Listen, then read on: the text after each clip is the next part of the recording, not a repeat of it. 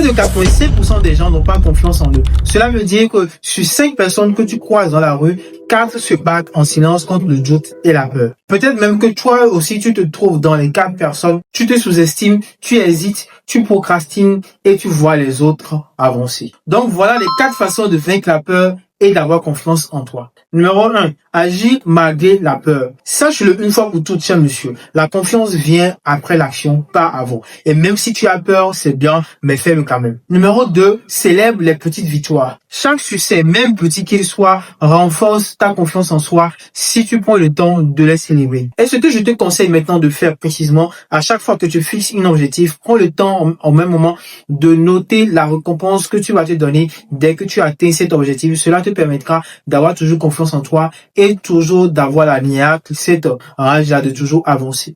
Par exemple, tu peux te dire que si j'atteins tel objectif d'ici la fin de cette année, je vais m'acheter une belle montre, je vais m'acheter une paire de chaussures, je vais aller au restaurant, je vais aller voyager, je vais aller à tel endroit. Cela te permettra directement de pouvoir te ressourcer, de pouvoir dire oui, c'est parce que j'ai atteint cet objectif que j'ai pu acheter tel montre, que j'ai pu faire ce type de voyage. Cela te permettra à chaque fois d'avoir cette confiance en soi et de pouvoir toujours avancer. Et c'est ce que je fais à chaque fois que j'atteins une de mes objectifs, je les célèbre toujours. Et avant de continuer, sache que moi c'est El Choco, je suis créatif mode et je t'aide à être stylé tous les jours sans te casser la tête. Alors abonne-toi dès maintenant, puisque la communauté El Choco a pour objectif d'atteindre les 20 000 abonnés d'ici la fin de cette année. Alors rejoins-nous. 3. Arrête de te comparer. Le manque de confiance de beaucoup d'hommes vient dès qu'ils commencent à se comparer à d'autres personnes. Et cela, c'est pratiquement, ça se fait tous les jours, surtout sur les réseaux sociaux ici. Donc, il est primordial de le savoir, cher monsieur, que même les 5 doigts n'ont pas le même niveau, mais chaque doigt a son importance et sa valeur.